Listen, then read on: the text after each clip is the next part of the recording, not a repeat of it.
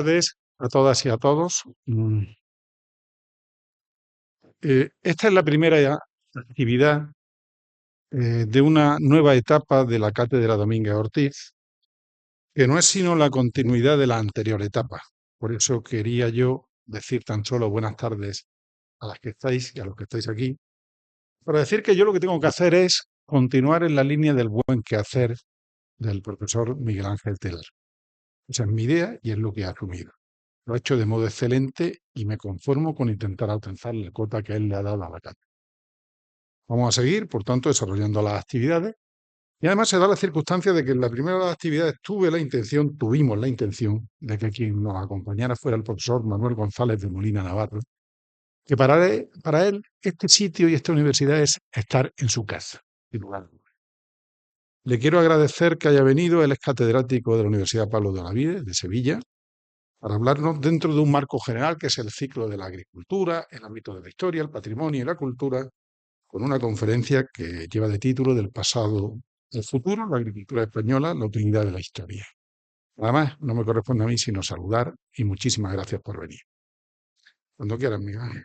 Bueno, pues muchísimas gracias a Francisco Sánchez Montes, director de la Cátedra Domínguez Ortiz, y muchísimas gracias a todos ustedes por haber asistido esta tarde a esta conferencia que creo que merece la pena, ¿no? Además, me siento más cercano a todos ustedes, sobre todo porque nos han quitado el bar este que teníamos así un poco subido y estamos más. Yo creo que por lo menos lo vemos mejor a ustedes y seguro nos ven mejor a nosotros.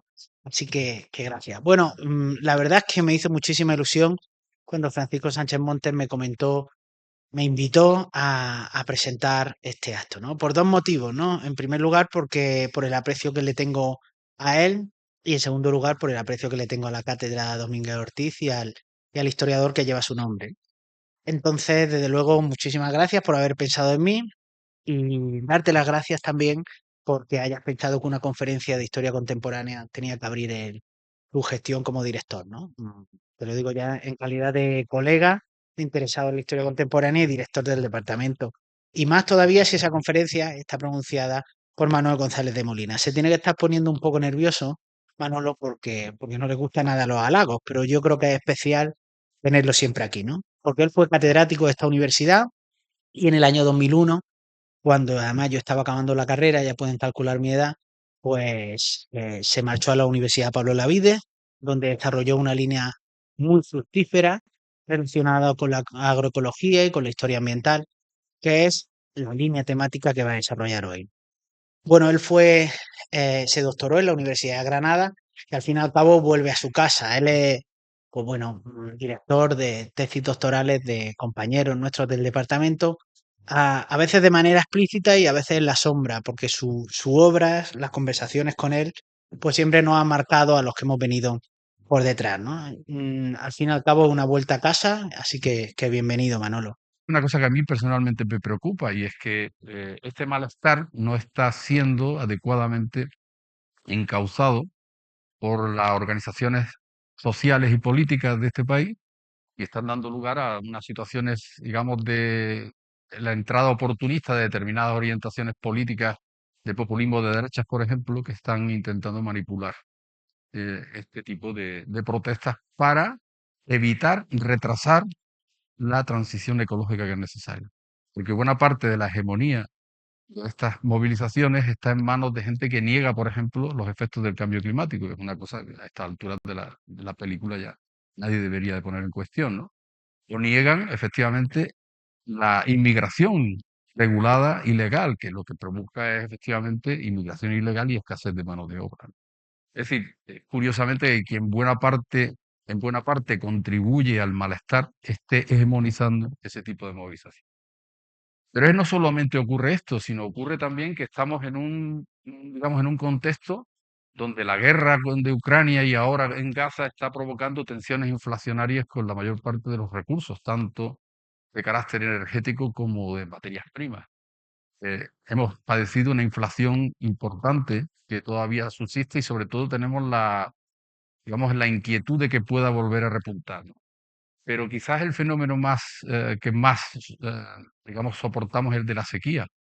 aunque en estas últimas semanas afortunadamente ha llovido y ahora está la sierra que luce excelente, ¿no? Yo hacía años que no la veía igual. Espero que siga así un tiempo, pero en cualquier caso tenemos estructuralmente una situación de sequía que se prolonga excesivamente en el tiempo, ¿no?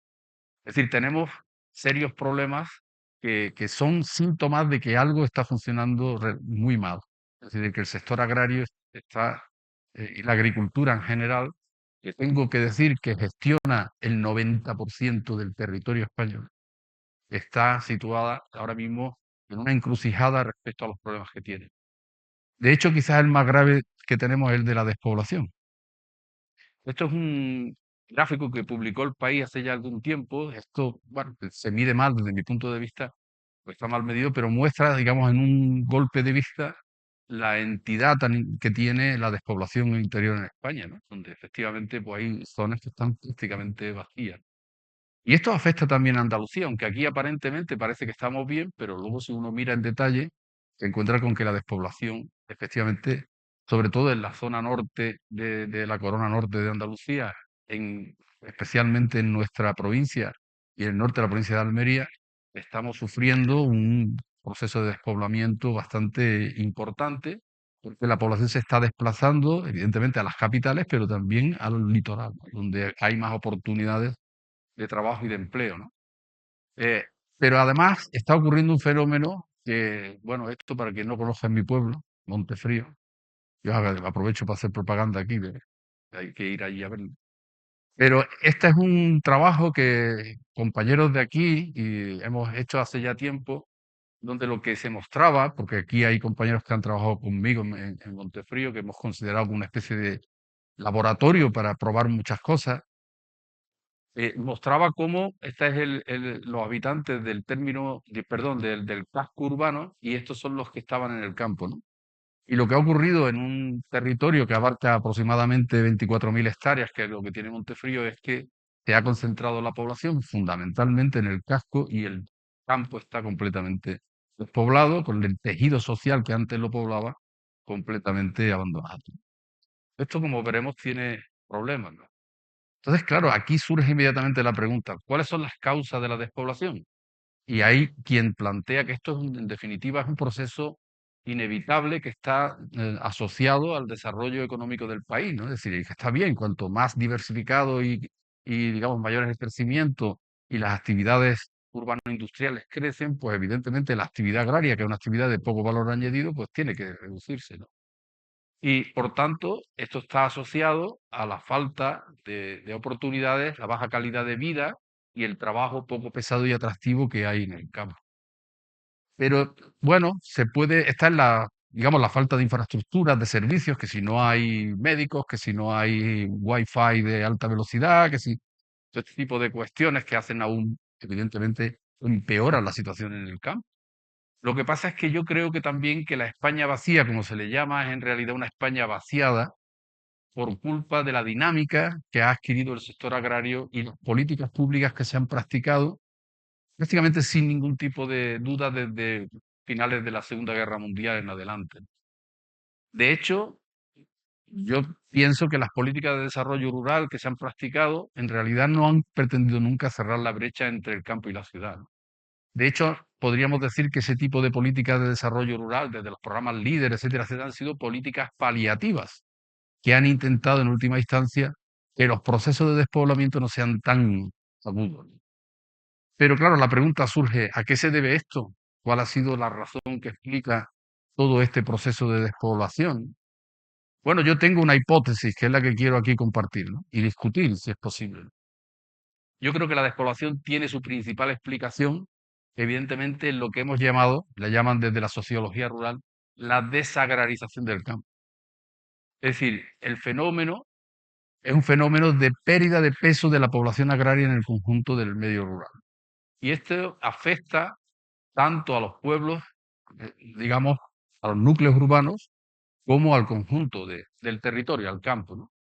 Evidentemente el campo es el centro de la actividad agraria y aquí es, como luego mostraré, donde más se echan en falta la presencia de, digamos, explotaciones familiares, de familias que se dediquen a la agricultura, ¿no?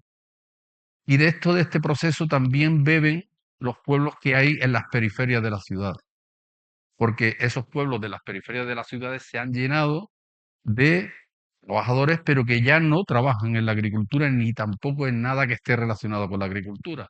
Con lo cual, en buena medida, todos los pueblos, por ejemplo, del cinturón urbano de Granada, los pueblos desde Cájar hasta, bueno, hasta Tarfe, toda esa gente vive completamente a espaldas del campo. Santa Fe, bueno, gente de La Vega, están esperando muchos de ellos que se revaloricen urbanísticamente sus territorios, es decir, no tienen una vinculación con el campo. De hecho, vive gente, y por eso en este mapa no aparece, digamos, aquí que esto sea un problema, aquí vive gente, pero viven de espaldas al campo. El campo está desagrarizado. Entonces, ¿cuáles son las raíces de esta crisis? Que vemos que es una crisis estructural, que requiere un cambio de estructura muy importante. Bueno, pues yo creo que aquí hay que hacer aquí es donde entra en juego la historia. La historia, tal y como yo la concibo, es un instrumento muy potente que permite explicar el presente. Es decir, buscar las raíces, hacer una genealogía del presente, buscando las razones en el pasado que explican todo esto. Y en esa medida, yo lo que hago es una combinación entre historia agraria, historia ambiental y al mismo tiempo agroecología. La agroecología es una síntesis, es una aproximación científica al estudio de la actividad agraria que combina los aspectos sociales, políticos, económicos y los ambientales o agronómicos. Y a partir de ahí, pues yo lo que pretendo es darle una visión, digamos, de carácter más biofísico de la evolución de la agricultura española, que creo que puede explicar bien todo lo que está ocurriendo. Y por supuesto, al explicarlo bien, puede, digamos, situar por dónde deberíamos de ir a arreglarlo, ¿no? Por lo pronto, nosotros hemos desarrollado un trabajo que muestra claramente que, bueno, es evidente, o sea, la cuenca mediterránea se ha convertido en la zona cero del cambio climático. Es decir, el cambio climático en el Mediterráneo está adquiriendo unos tintes muy, muy más graves en el conjunto del planeta. De hecho, ha subido algo así como 3 o 4 décimas por encima de la media mundial, desde el aumento digamos, del suelo. Bueno, pues teóricamente esto nos debería de explicar la sequía, ¿no? Es decir, nosotros tenemos sequía porque estamos sufriendo cada vez más eh, temperatura, cada vez menos lluvia, y eso combinadamente significa que la evapotranspiración potencial aumenta y por tanto la actividad agraria se deprime y hay menos agua disponible, ¿no? Pero en un trabajo que publicamos hace un par de años mostramos claramente que esto no era suficiente para explicar el problema de la escasez de agua. La escasez de agua se debe también a que en el conjunto de la agricultura, en este caso española, se han introducido cultivos que no tienen ningún sentido, es decir, que tienen tal grado de consumo de agua que en un país donde llueve poco, tiene muy poco sentido que se planten. Es decir, bueno, yo veo, y vosotros veréis también cuando asomáis a La Vega, la cantidad de maíz que hay sembrado. El maíz tiene unos altísimos requerimientos hídricos, que yo no sé si eso tiene algún sentido que se cultive aquí, habiendo otras zonas donde, desde Galicia hasta la cornisa cantábrica, donde teóricamente el maíz tiene muchísimas más posibilidades, ¿sí? Y todo esto abandonando cultivos y variedades de cultivo que tienen, digamos, un grado de adaptación mayor a las condiciones edafoclimáticas de Andalucía, por ejemplo, del sur, porque eso que es evidentemente adaptadas a las condiciones, digamos, de escasez hídrica. Pero en fin, esa es una muestra de cómo la historia puede mostrar cuáles son los problemas. Es decir, porque si arreglásemos el cambio climático, cosa que va a durar mucho tiempo, no vamos a resolver el problema de la sequía estructural. La sequía estructural tiene muchísimo que ver con el uso que se está haciendo del agua y fundamentalmente con el tipo de cultivos que se están introduciendo para aumentar, digamos, los rendimientos agrícolas. Pero hay un problema más profundo, un problema de carácter estructural, ¿no? Si uno mira el valor de la producción final agraria, la evolución que ha habido desde los años 50 en que tenemos cuentas económicas del sector agrario, uno ve que la evolución ha sido muy, muy interesante, ¿no? De hecho, el valor de la producción agraria en valores constantes se ha multiplicado por 6. Entonces uno puede decir, uy, hemos triunfado aquí, tenemos una agricultura magnífica. De hecho, algunos como yo nos creímos el bulo y dijimos que aquí nunca había habido ese atraso agrario, ¿no?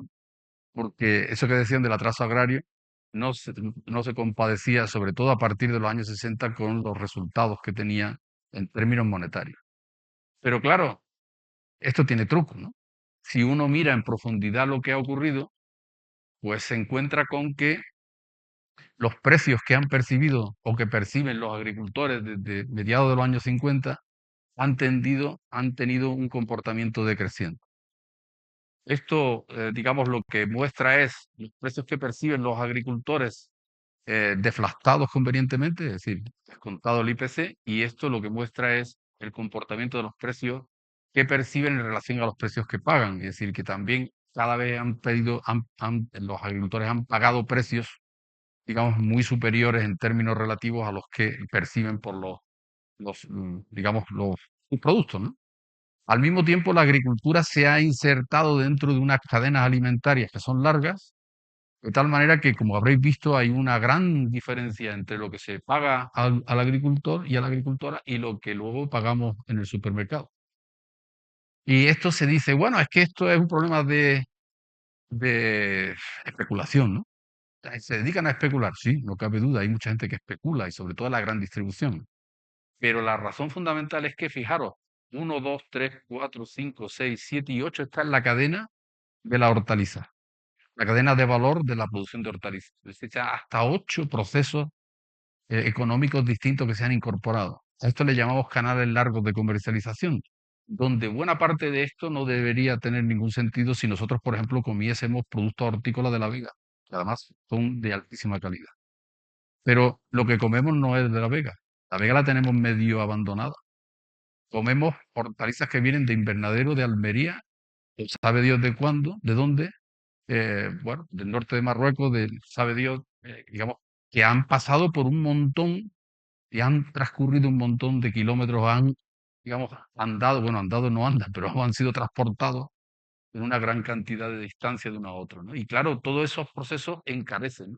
De hecho, fijaros, esto es todo lo que presento aquí son trabajos nuestros, menos este.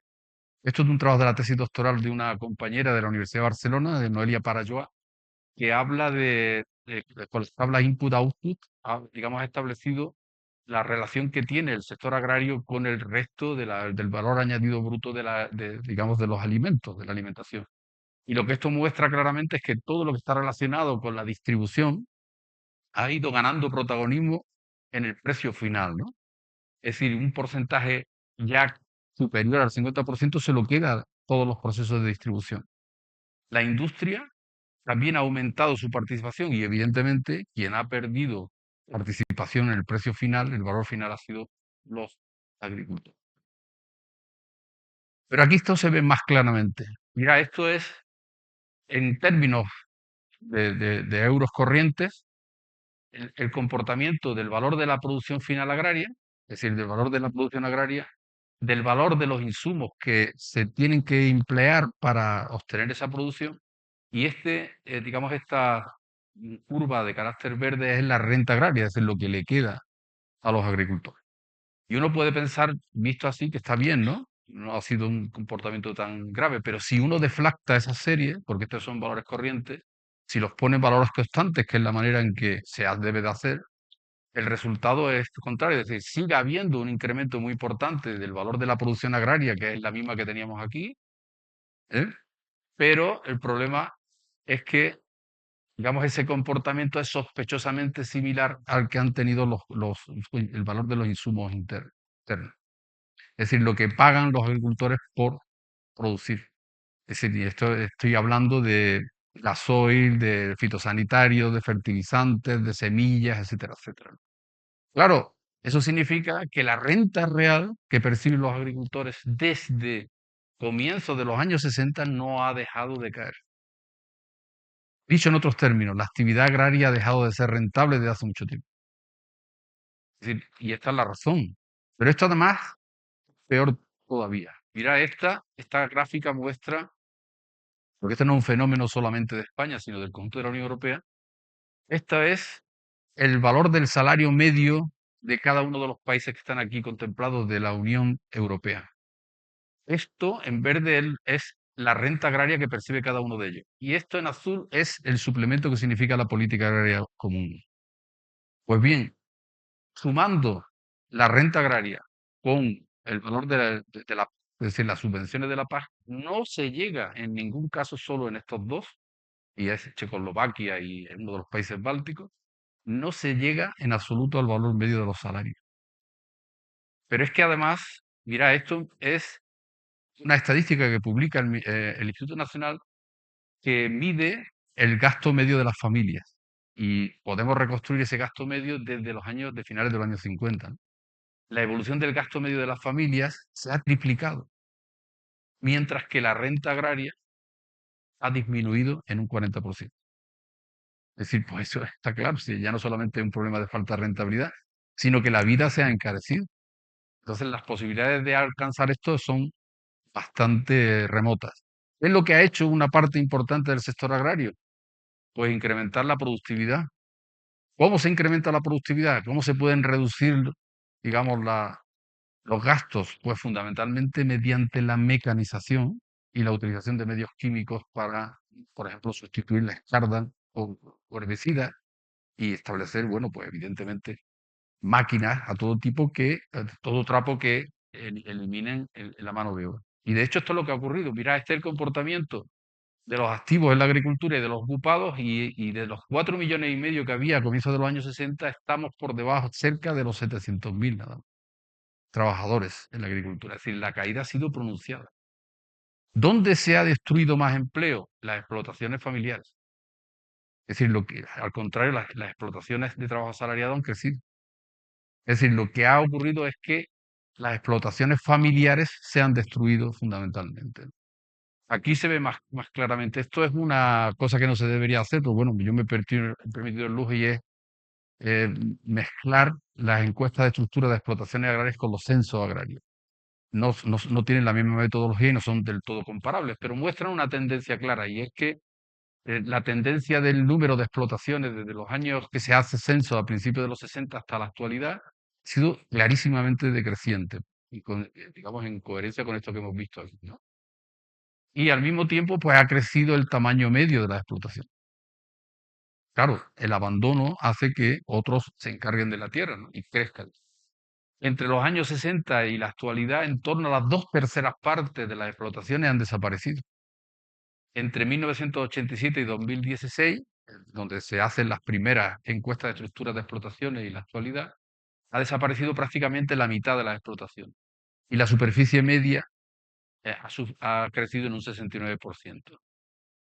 Pero claro, aquí hay un fenómeno que tenemos que valorar, a ver si con el censo que se acaba de publicar es factible, y es si ha seguido este proceso de crecimiento del tamaño de las explotaciones o se ha estancado. En cualquier caso, fijaros, más de 1 millón de explotaciones pequeñas, esto se llama unidad de dimensión económica, las UDEs, para que nos permite igualar explotaciones de distinto aprovechamiento, han desaparecido entre 1987 y 2016.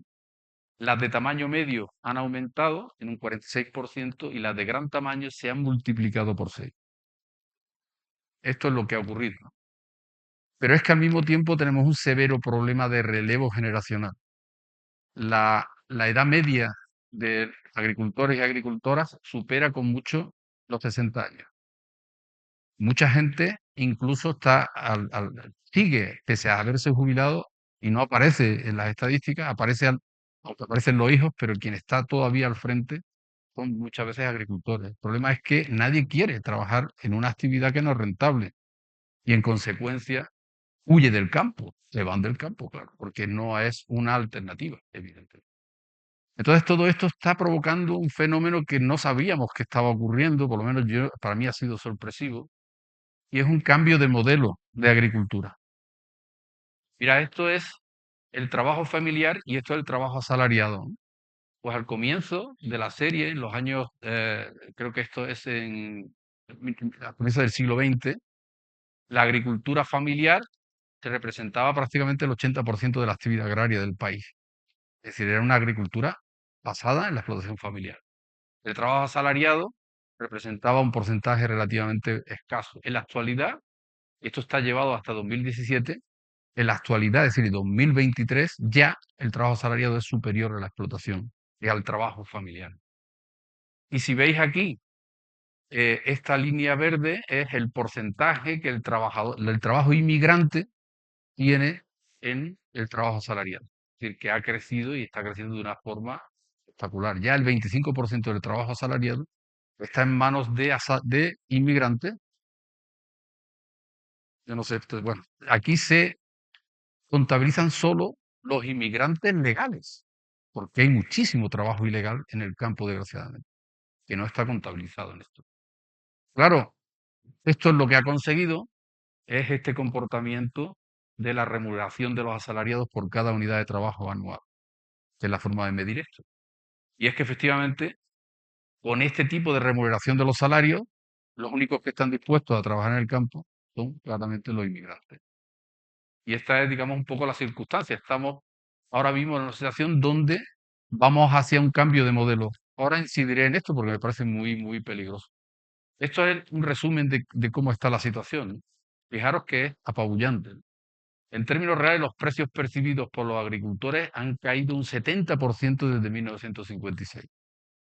Los consumos intermedios se han multiplicado por 7 desde esa fecha. Los gastos de fuera del sector suponen en torno ya al 40% del valor de la producción agraria. La renta agraria ha disminuido en un 55% desde 1962. Entre tanto, el gasto familiar medio se ha triplicado desde 1958. De los 5 millones de ocupados que había en 1950, se ha pasado a 770.000 en 2016. Y en la actualidad están en 715.000. Dos terceras partes de las explotaciones han desaparecido desde el 62. Más del 40% de los titulares de explotación tienen más de 65 años. Pero es que además el 60 de las más de 200 familias adineradas de España se reparten 250 millones procedentes de la ayuda de la PAC. Apellidos muy conocidos son los que se benefician de esto, no los productores. A esto hay que añadir otro problema que digamos, que habitualmente no se suele tener en cuenta, y es el precio de la tierra.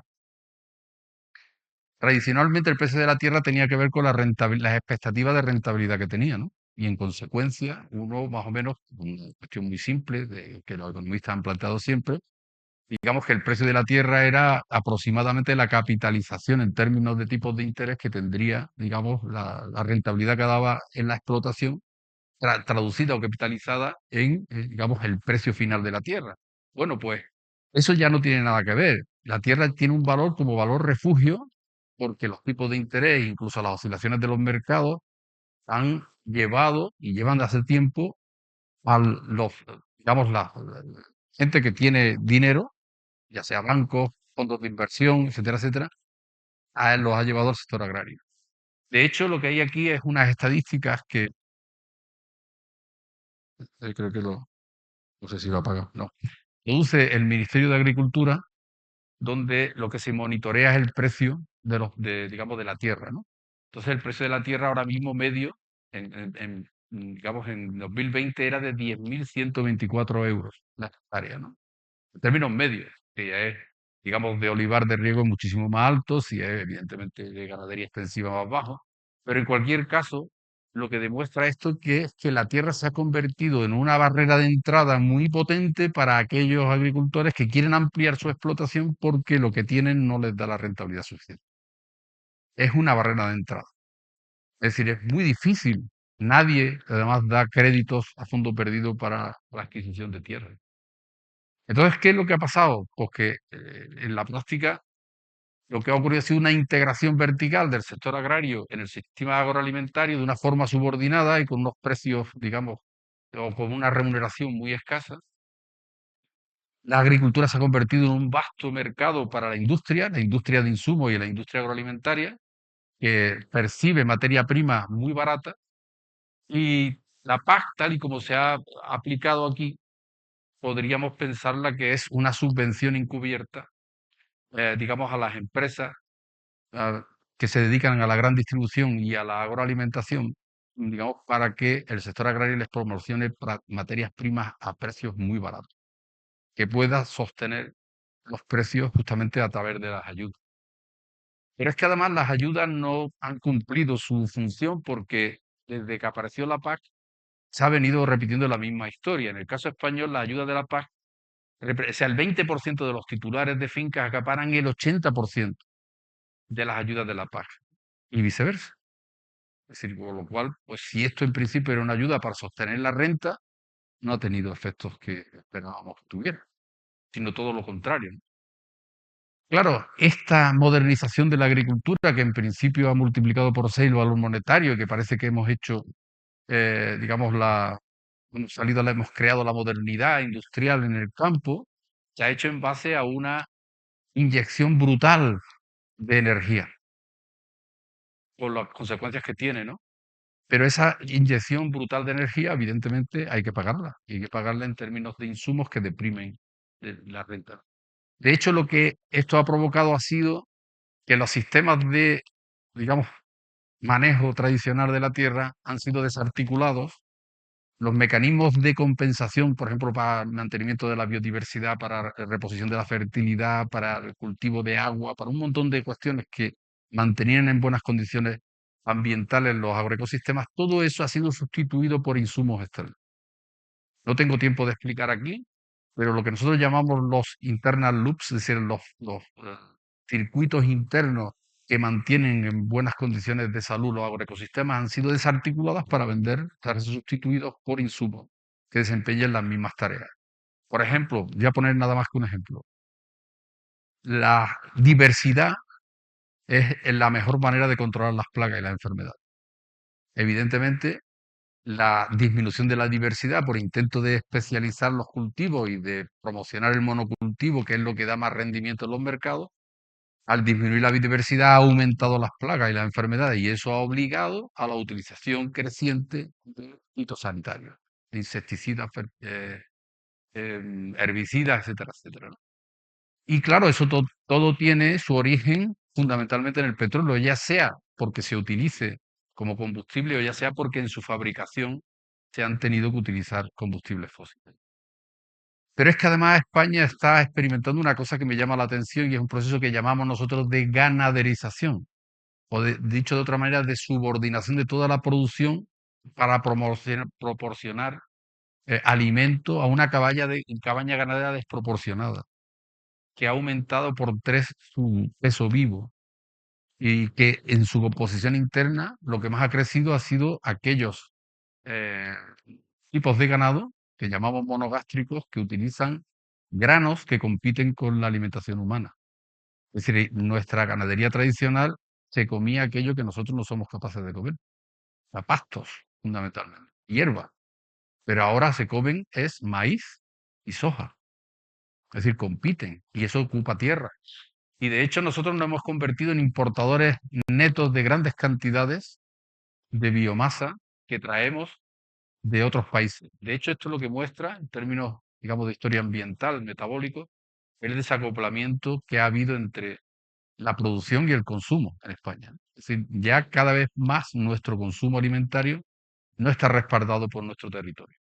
De hecho, España importa 8,5 millones de hectáreas virtuales, el equivalente a 8,5 millones de hectáreas que importamos fundamentalmente de Brasil y de Argentina, en forma de madera, de la selva, pero sobre todo de maíz y de soja transgénica, que va a alimentar a grandes explotaciones ganaderas hiperintensivas, las famosas macrogranjas que aquí algunos se empeñan en ponernos en el norte de la provincia, ¿no?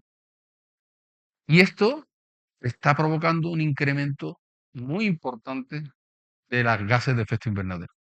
Es decir, la agricultura se ha convertido en un emisor neto digamos, cuando teóricamente debería de ser secuestrador de carbono, se ha convertido en un emisor neto digamos, de gases de efecto invernadero. Y especialmente la ganadería. Fijaros, esto muestra desde 1900 cómo se han disparado las emisiones de gases de efecto invernadero. Bueno, no tengo tiempo de comentar este trabajo que hicimos para la Escuela de Ingenieros vamos, para el Colegio de Ingenieros Agrónomos de Madrid, pero donde lo que se establece por cada tipo de carne o de producto ganadero es la huella en términos de carbono, y vemos que efectivamente la ganadería es la principal responsable del incremento de emisiones de gases de efecto invernadero. En términos agregados, podemos decir que la agricultura ha multiplicado por 7 sus emisiones de gases de efecto invernadero. Pero no solamente, sino que ha contaminado todos los cursos de agua, ¿no? Y hoy, lo habéis visto en las prensa últimamente, la contaminación por nitratos es un elemento, digamos, muy común. Hay pueblos que no pueden, que tienen que abastecerse con Cuba. Bueno, yo recuerdo aquí hasta que Aguavira no se hizo una inversión enorme que todavía supongo que estará pagando la Diputación, no se podía consumir el agua de la Vega, del acuífero de la Vega, porque estaba contaminado por los nitratos y por hidrocarburos. Esto es un fenómeno asociado a la sobrefertilización nitrogenada que está provocando lo que llamamos excedente o surplus de, digamos, que se fertiliza más de lo que se debe, ¿no? De que las plantas son capaces de asumir. Lo mismo pasa con el fósforo, ¿no? Aquí se ve más claramente, bueno, no tengo tiempo de explicar esto porque ya me parece. Pero es que además es un modelo de agricultura ineficiente. Estos se llaman ROIs, es decir, el retorno energético es decir, qué cantidad de producto tú recibes en función de la energía que inviertes, ¿no? Esa es, digamos, la racionalidad de esto.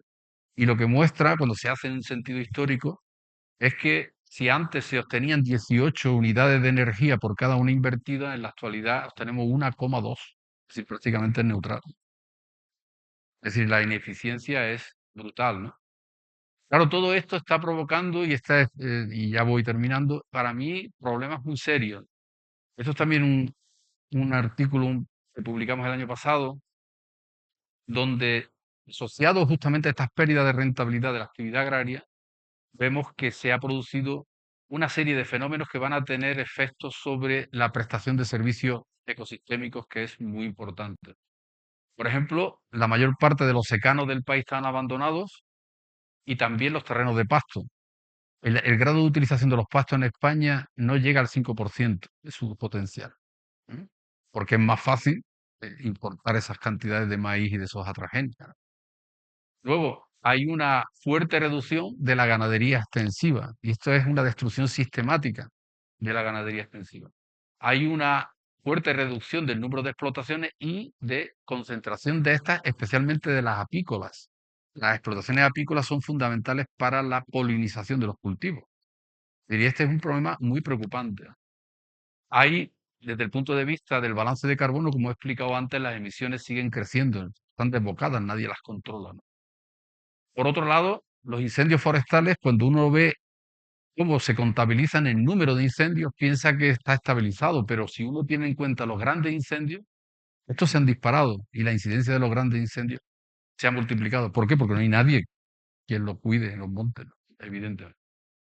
Además, eh, hemos extraído más de la naturaleza, concretamente de los ecosistemas, de lo que debiéramos, ¿no? Y eso ha cambiado los patrones de uso de la biomasa que producimos, de tal manera que el resto de las especies tienen cada vez menos comida disponible. Y eso afecta directamente a los niveles de biodiversidad, con todos los efectos que eso tenía. Claro, la disminución de la renta agraria está incidiendo de forma muy negativa. Yo no sé esto, ¿cómo lo manejo yo bien? Sí, ¿no?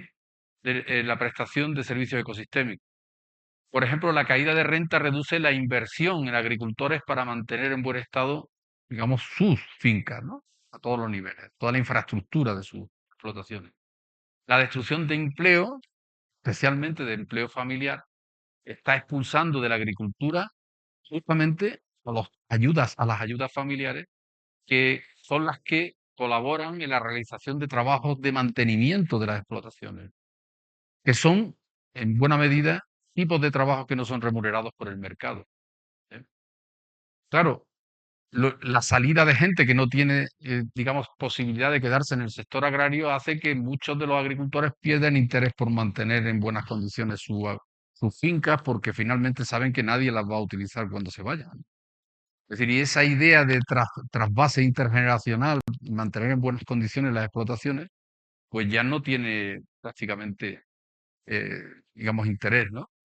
Y luego, claro, digamos, la destrucción de explotaciones donde más se está haciendo donde está, digamos, más agudizada es justamente en las explotaciones que manejan más territorio, que la agricultura de secano, la ganadería extensiva y de pastoreo, ¿no? Y claro, aquí, para mantener toda esa infraestructura, haría falta inversiones importantes que los productores con sus niveles de ingresos prácticamente no pueden mantener. Pero es que además este tipo de servicios no son ni reconocidos ni remunerados por el mercado. En consecuencia, no se prestan. Claro, y esto nos debería de llevar, y esta es la conclusión que yo saco de toda esta, digamos, historia que he resumido brevemente de la agricultura española, pero que es común al resto de la Unión Europea y de muchos países, lo que deberíamos de cambiar nuestra mentalidad. Deberíamos de considerar la actividad agraria, y esto es producto, digamos, de nuestro conocimiento científico de este tipo de actividad, de otra manera. Siempre hemos pensado que la agricultura lo que proporciona son alimentos, ¿no? O materias primas, y produce biomasa, ¿no? Pero no solamente eso, produce también servicios ambientales que son absolutamente vitales para el sostenimiento de la vida en las ciudades, entre otras cosas. Desde la regulación del clima, la lluvia, en fin, lo de, digamos, la depuración del agua, en fin, hay muchas, se han sido descritas por Naciones Unidas en un texto muy famoso que se publicó en 2003 sobre los ecosistemas del milenio. Y claro, eso deberíamos de pagarlo como sociedad, puesto que nos beneficiamos de eso. De hecho, yo pienso que esta sería la única vía de contrarrestar por ahora esa pérdida de rentabilidad y esa fuga continuada de gente del sector agrario a otros sitios. De hecho, está contemplado en la Ley de Desarrollo del Medio Rural, pero no se aplica. Y finalmente tengo que decir que, bueno, que todo esto no es tan negativo, y hay alguna cosa positiva en el horizonte, y es el crecimiento que está teniendo la agricultura ecológica. La agricultura ecológica en Europa está, digamos, permitirme la libertad desatada, es decir, un crecimiento importante, y en el caso español más, ¿no? Tenemos ahora mismo 2,5 millones de hectáreas, que ya representan casi el 10% de la superficie agraria utilizada de España, ¿no? Y sigue creciendo. Es decir, incluso en Andalucía somos líderes, hemos sido líderes de producción ecológica desde hace ya bastante tiempo, ¿no?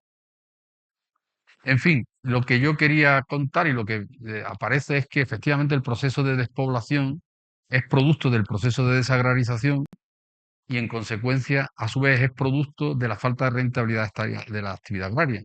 Entonces, no vamos a arreglar el problema, evidentemente, si lo que vamos a hacer es poner un wifi de alta velocidad o poner más médicos, porque la gente no querrá quedarse en el campo si la actividad agraria no es suficientemente remuneradora, si la gente no puede ganarse la vida dignamente.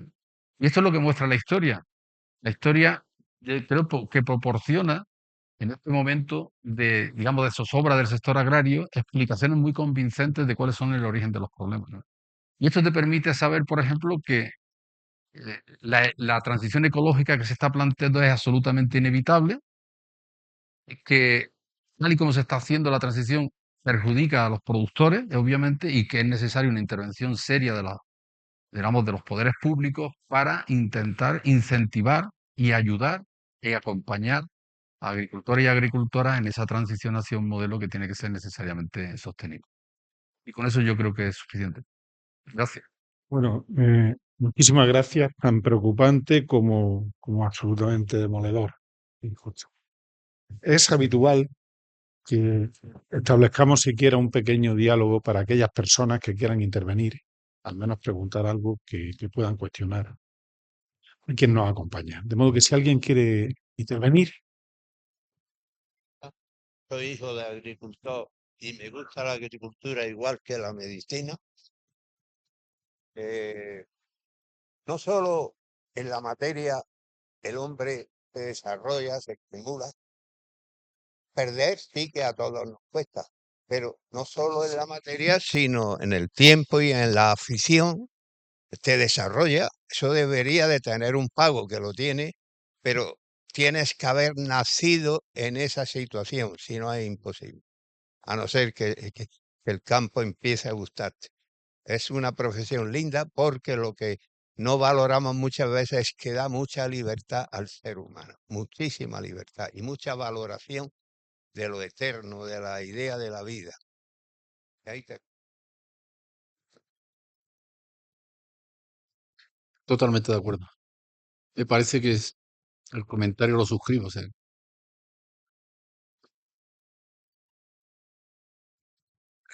Gracias, bueno, y gracias a Manolo, ¿no? Por la espléndida exposición, ¿no? Y el espléndido análisis. ¿Se oye bien? Sí. Es voy a plantear una cuestión que ya hemos discutido en algunas ocasiones y que tú solo has apuntado, ¿no? Que es la cuestión de la protesta, ¿no? Y de la conflictividad reciente, ¿no? Y de quién está canalizando. Había una cosa muy preocupante, que determinados sectores, bueno, con intereses espurios y que no se sabe muy bien, bajo discursos además, que se salen a veces, ¿no? Casi del marco del consenso democrático, pues están canalizando un poco estas protestas. Pero no iba tanto por ahí como el desconcierto que nos lleva causando, y esto te lo he oído decir a ti hace mucho tiempo y lo hemos comentado a menudo, digamos, las organizaciones que representan a los intereses de los agricultores y de los agricultores y de las empresas agrícolas, ¿no? Que suelen presentar un frente único, un frente Asaja, UPA, COAS, cuando digamos están representando intereses sociales y modelos de agricultura claramente diferenciados, ¿no? UPA y COAS mucho más comprometidos con la agricultura sostenible, con la agricultura social, con la transición y con la ecología. Entonces la cuestión es un poco por qué ese frente unitario en las movilizaciones, ¿no? Aunque la respuesta puede intuirse. Y bueno, si no no tendrían que cambiar habría que cambiar de estrategia, incluso determinadas formaciones políticas que se posicionan a favor de desarrollar, desplegar eh, la transición ecológica, la transición agrícola de una manera contundente, pues tampoco, porque no terminan de definirse, ¿no? Sé que es una cuestión compleja, pero me parece muy relevante en el campo de la batalla política, ¿no? En el campo de castar los recursos que vienen de una Unión Europea que en principio efectivamente está inspirada bajo parámetros neoliberales. Entonces, en vez de una reivindicación frontal de que el campo se hunde, bueno, una reivindicación de que el campo español y el campo europeo son distintos campos y la agricultura ecológica y social es el futuro, y ahí habría que haber una línea de reivindicación magnífica. totalmente de acuerdo. A mí me produce mucha tristeza ver que quien hegemoniza ahora mismo la protesta agraria son las organizaciones profesionales agrarias que están interesadas en el mantenimiento del status quo, que es el que yo he dibujado aquí. Es decir, el mantenimiento del status quo que implica echar abajo el proceso de reconversión, es decir, echar abajo todas las medidas ambientales que contiene la estrategia del campo a la mesa, significa mantener el status quo. Sabemos cuál es el status quo. El status quo es destrucción de explotaciones sistemáticamente, ir a un modelo, que no lo he dicho, de agricultura sin agricultores. Porque lo que está ocurriendo es que con la destrucción de explotaciones y el aumento del tamaño, en la utilización del trabajo asalariado, lo que está emergiendo es un segmento de grandes empresas. Aquí además han entrado grandes fondos de inversión, bancos, fondos de pensiones. De hecho, el fenómeno del land grabbing se ha generalizado en España. Es una cosa que siempre pensábamos que era cosa de África o de América Latina. Aquí ha entrado y a saco. Y al mismo tiempo están proliferando empresas de gestión de tierra. Es decir, que están ya interesadas en, bueno, pues si pues la gente ya no puede vivir del campo, pues puede decir, bueno, pues para lo que tenga, hágame usted las labores. De contrato, esto es muy típico ya en zonas de explotación familiar insuficiente, como puede ser, por ejemplo, Jaén, el campo jiennense, donde está tan fragmentados los olivares, hay una, digamos, presencia creciente de estas empresas de gestión de tierra. Y estas empresas de gestión de tierra están adoptando a lo bruto el nuevo paquete tecnológico, digamos, de la nueva revolución en el campo, que es biotecnología, digitalización y robótica, que implica que la mano de obra ya prácticamente será innecesaria, más que de una forma muy puntual. Por tanto, vamos hacia un modelo de agricultura sin agricultores, que sigue proporcionando biomasa para comer y para alimentar al ganado, pero que no produce los servicios ambientales. ¿Y eso qué significa? Porque como los servicios ambientales, tarde o más temprano, habrá que prestarlos, será el gasto público del Estado, es decir, nuestros impuestos, quien tendrá que venir esos recursos de otros usos para lo más urgente, que son justamente el mantenimiento de estos servicios. De hecho, ya está pasando. Yo no he conseguido, por una cuestión de falta de información, de que no son muy transparentes las administraciones, no he conseguido saber qué cantidad de dinero se destina anualmente al control de incendios forestales, porque no es un dato que esté disponible. Está disperso por todas las comunidades autónomas y muchas veces está metido en consejerías distintas. Pero la impresión que tengo es que los datos que conozco, al menos por la comunidad autónoma de Andalucía, son espectaculares. Es decir, que del presupuesto de la Junta de Andalucía cada vez se destina más a cosas que son servicios ambientales que antes estaban controlados por la propia agricultura familiar. Gratis. Ahora ahí tiene que ser el Estado, porque eso digamos, esas grandes empresas de gestión de tierras no van a hacer eso si no se los pagan. No van a controlarlo. En consecuencia, el gran problema es que quien está hegemonizando ese conjunto de movilizaciones ahora mismo es quien está interesado en el mantenimiento del status quo. ¿Quién hay detrás de estas de organizaciones digamos, profesionales agrarias? Pues yo creo que está el lobby agrario. Yo no sé si os recordáis que hace un año, cuando la inflación estaba disparada, salieron una información, se apareció en la prensa una información que hablaba de que había dos sectores económicos en España que tenían beneficios estratosféricos.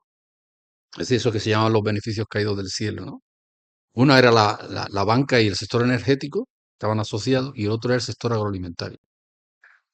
Claro, quiere decir que las empresas que están dedicadas ahora mismo a la venta de insumos, a la gran distribución, están interesadas en que se mantenga la interlocución de las organizaciones profesionales agrarias actuales y, de hecho, financia sus fundaciones, dan trabajo, en fin, dan proyectos de investigación y de acción. El resultado es que es reconocido por el Ministerio de Agricultura, que es la caja del lobby de las grandes empresas agroalimentarias más potente que conozco, y en consecuencia yo no reconozco otra interlocución nada más que estas organizaciones profesionales agrarias, y lo que consigo es, sabiendo que esto va en contra de lo que hay que hacer, es echar abajo toda la legislación ambiental de la PAC. O sea, lo contrario de lo que había que hacer. ¿En beneficio de quién? ¿Quién sale beneficiado de la relajación de los controles ambientales de la PAC? Los que venden insumos. Es evidente. Si ya tú puedes seguir utilizando los fertilizantes químicos que te dé la gana, si vas a poder utilizar los fitosanitarios que te dé la gana sin ningún tipo de control, pues evidentemente quien los vende es que sale beneficiado de esta historia. Yo me gustaría que las movilizaciones, digo porque esto es simbólico, las movilizaciones, en vez de estar orientadas hacia la gran distribución y a las empresas de insumos, que son las que generan los costes excesivos intermedios, van contra el Estado o contra el ministerio o contra los ciudadanos, cortando las calles, cortando las carreteras, cuando nosotros tenemos la culpa de esto. Y curiosamente no van y se centran solo en una. Vi una concentración promovida por la Unión de Payesos contra Mercadona. Es con quien hay que ir, contra quien hay que ir, que esa es la causa, el origen de la causa, no contra el Ministerio de Agricultura, la Unión Europea y las medidas ambientales. La Agenda 2030, que quieren que hagamos, o sea, que sigamos emitiendo, que sigamos, digamos, contaminando, que siga esto, que explote ya, porque bueno, yo no sé, las expectativas de la última COP, digamos, del convenio de las partes para el control del cambio climático, muestra claramente que el objetivo de lograr el 1,5 de crecimiento de la temperatura media de la atmósfera ya se ha superado. Ya estamos en el horizonte de 2 grados, 2 grados y medio. Eso, bueno, yo que vivo en Sevilla, por Dios, si yo estoy con 40 grados, ¿dónde vamos a ir? Bueno, y Granada, desgraciadamente, ya antes hacía fresquito, ya no hace. Es decir, estamos en una situación donde es que no nos cabe más remedio que hacer este tipo de cosas. Y sin embargo, este tipo de movilizaciones están armonizadas, desgraciadamente, por quien las causa.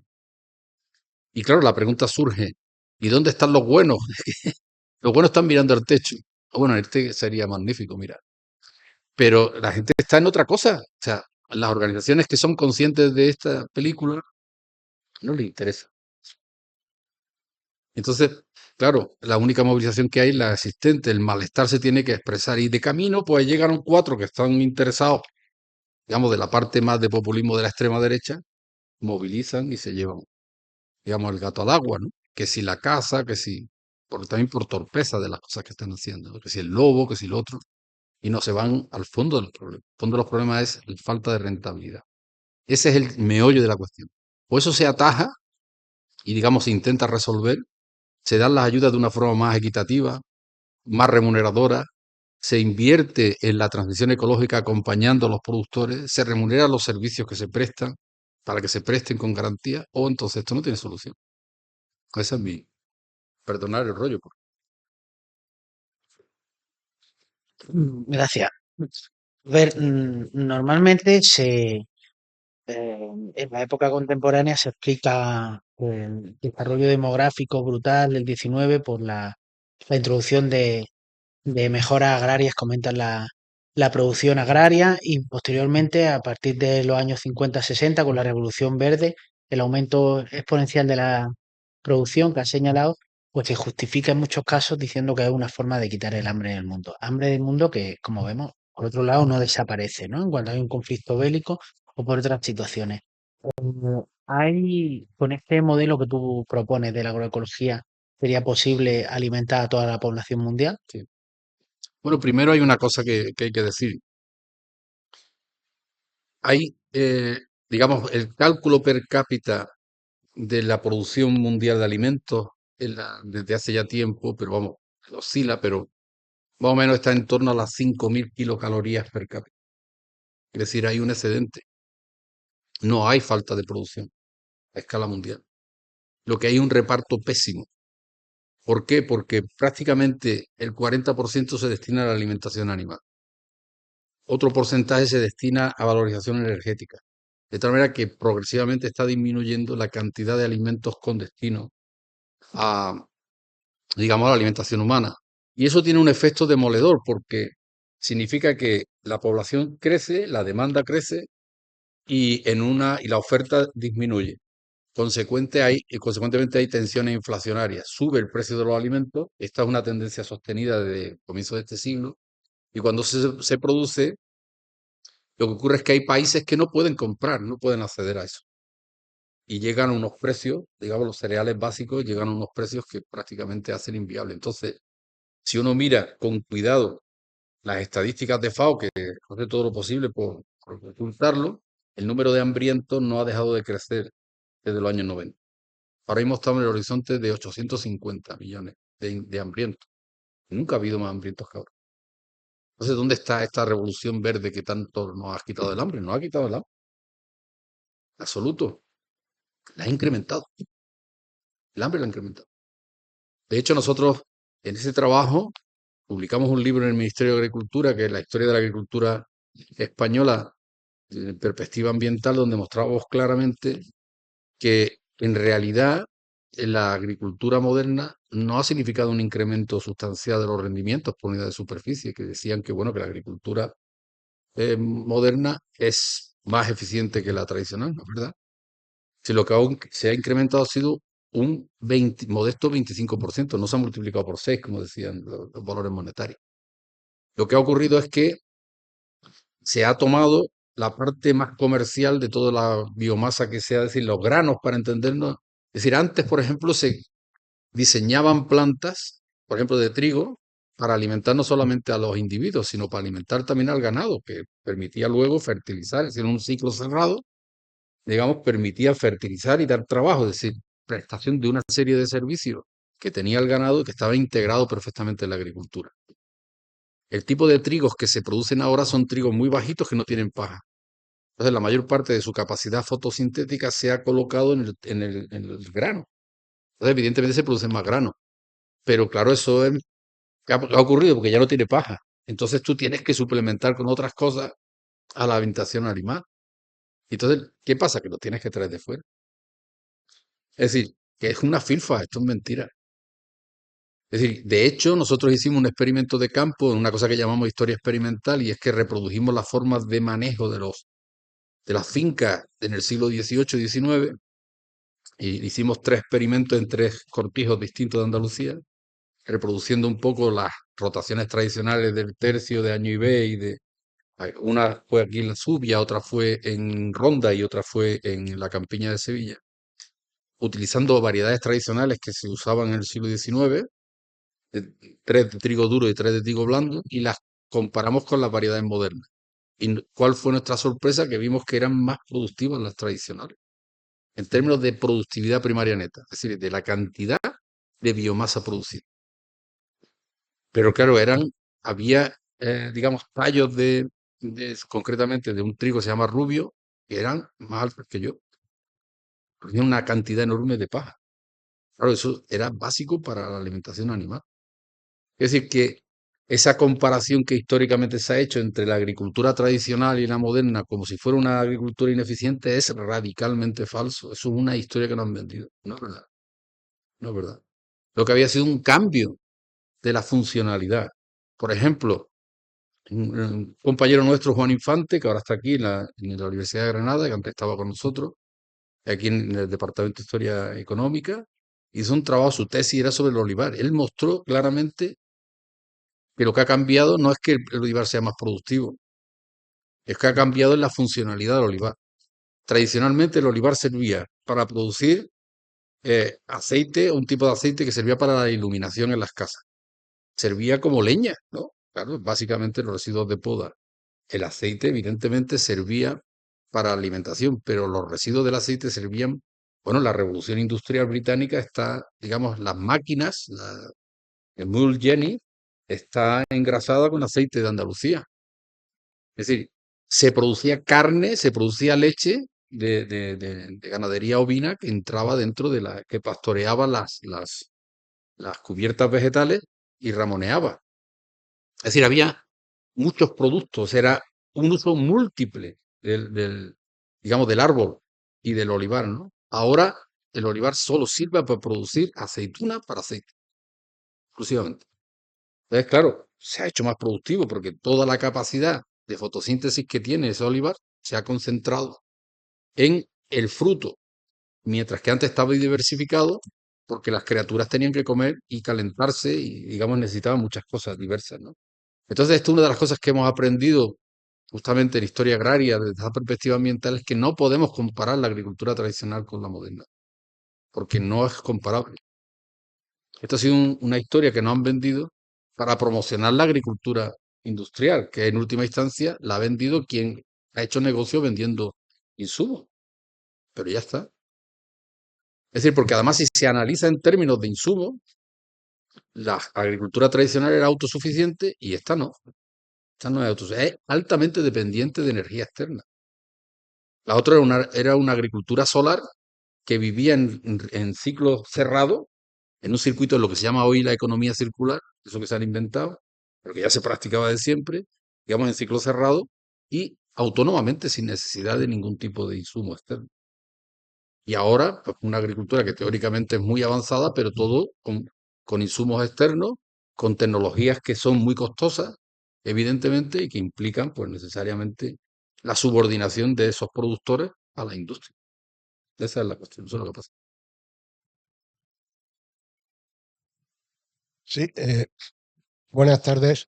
Eh, bueno, yo voy a preguntar desde luego desde el punto de vista de un profano. A mí me ha interesado muchísimo su conferencia. Hay miles de cosas que yo desconocía. Desde luego me voy convencido de que soy aún más profano porque me parece el tema de una complejidad tremenda, vamos. Pero bueno, usted lo que nos ha pintado es un panorama desolador, ¿no? Bueno, a mí me gustaría preguntarle, lo primero es el plan de empleo rural, por tanto, en cuanto a la despoblación rural, etcétera, no ha sido muy eficaz, ¿no? No, el plan de empleo rural, desde que empezó con el empleo comunitario, era una medida paliativa que lo que intentaba era, digamos, evitar que la destrucción del empleo que hemos estado hablando se hiciese de una forma desordenada. Pero ya mm, debe usted recordar la cantidad, digamos, de impedimentos que había para acceder con el número de peonadas y, digamos, luego al acceso, digamos, la remuneración tan escasa que tenía.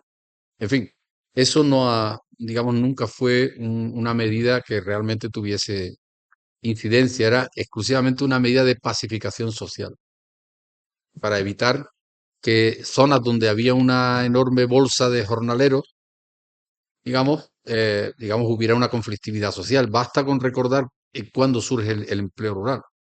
El PER famoso es continuación del empleo comunitario que surge durante la transición, donde había movilizaciones agrarias importantes.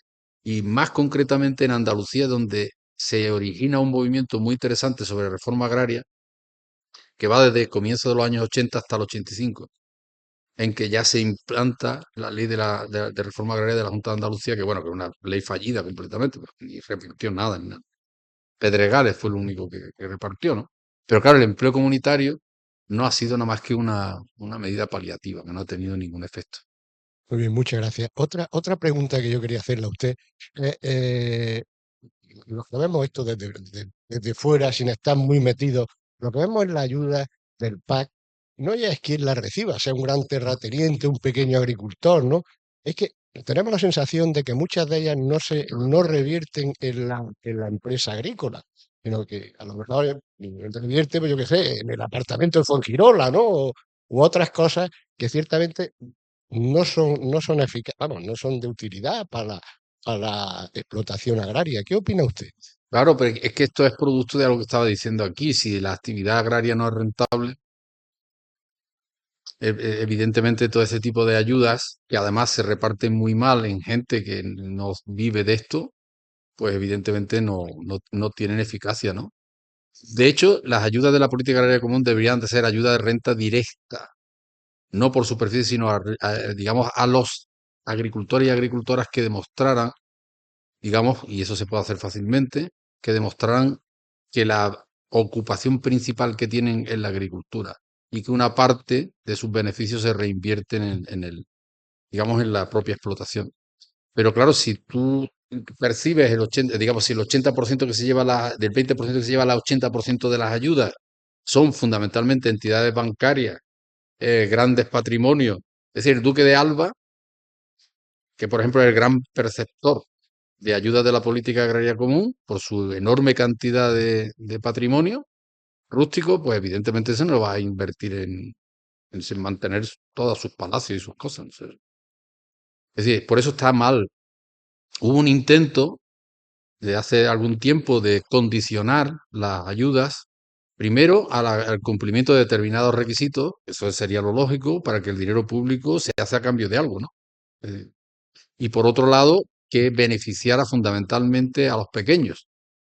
Incluso en esta última reforma de la política agraria común se habló de algo así como una especie de pago único, pero para los pequeños, para garantizar el mantenimiento de las explotaciones familiares. Pero luego eso se lo cargaron, a la primera de cambio se lo cargaron. Y entonces ahora los grandes perceptores, el señor aquel de las chuletas, ¿cómo se llamaba? Que no recuerdo, Cañete, que fue ministro con Aznar, de infausta memoria, este hombre tiene un patrimonio y es uno de los grandes perceptores de ayuda de la política agraria común.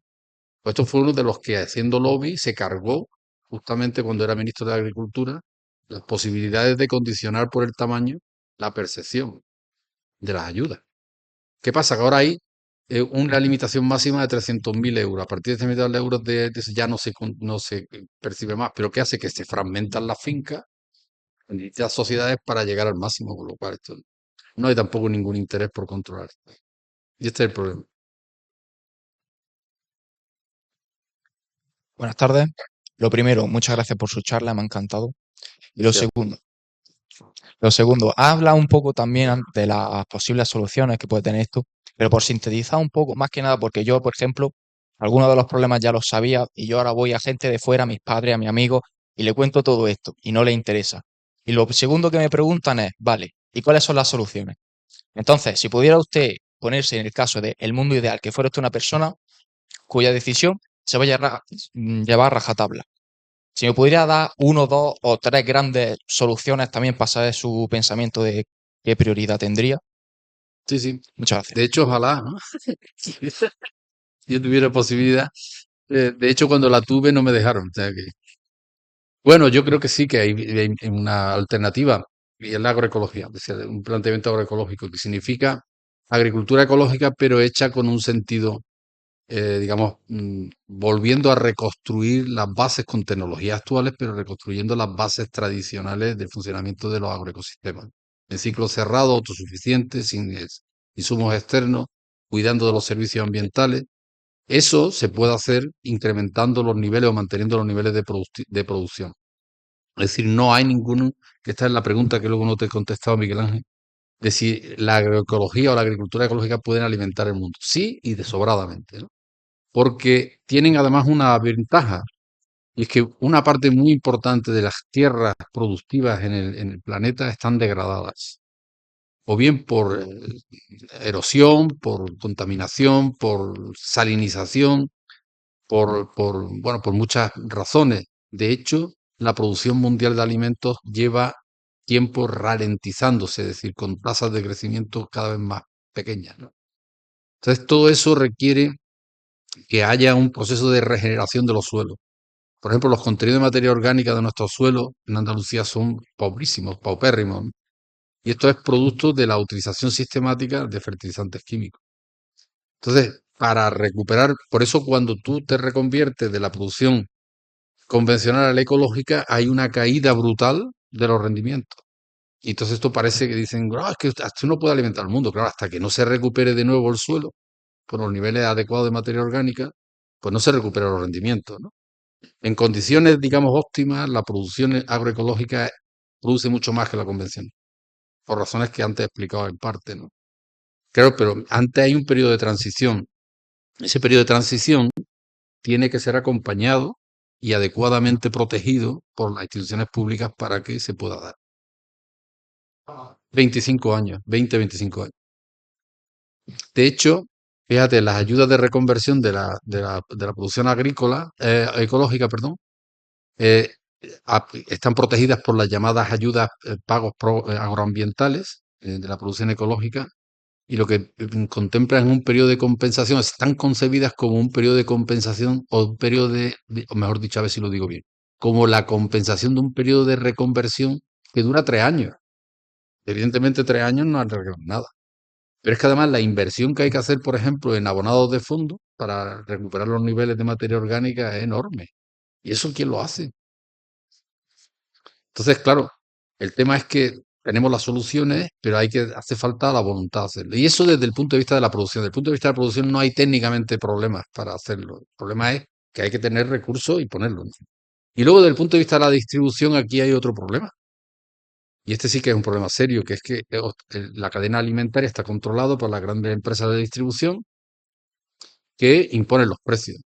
Esto supongo que habréis oído en la prensa hablar de la ley de la cadena alimentaria, ¿no?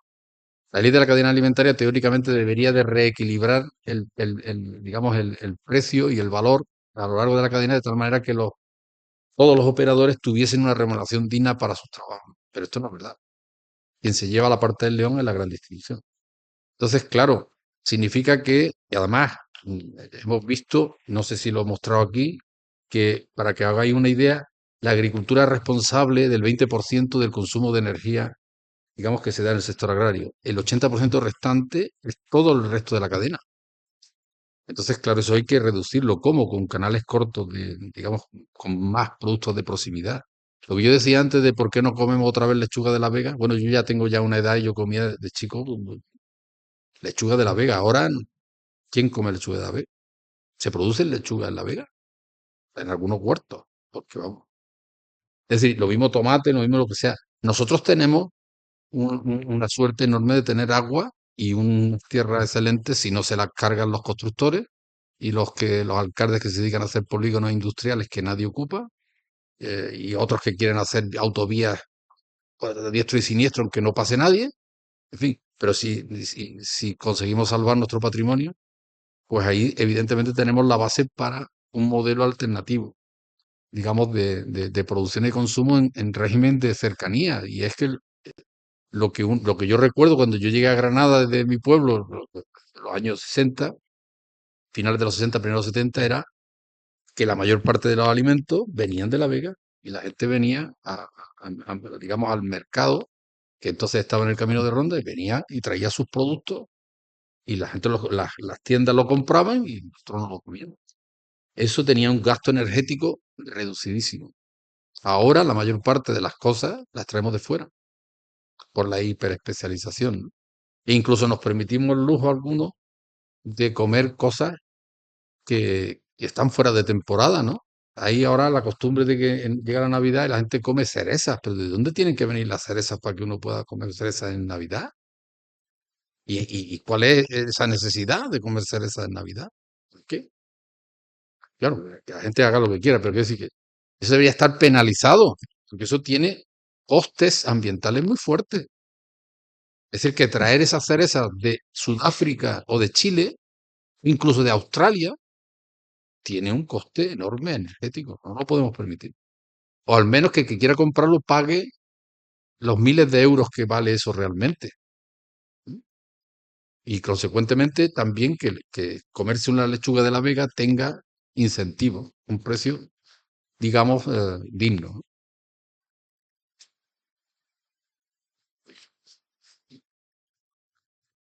Pues muchísimas gracias. Creo que es evidente que se ha entregado en favor de explicarnos muy bien el tema. Gracias, Marta.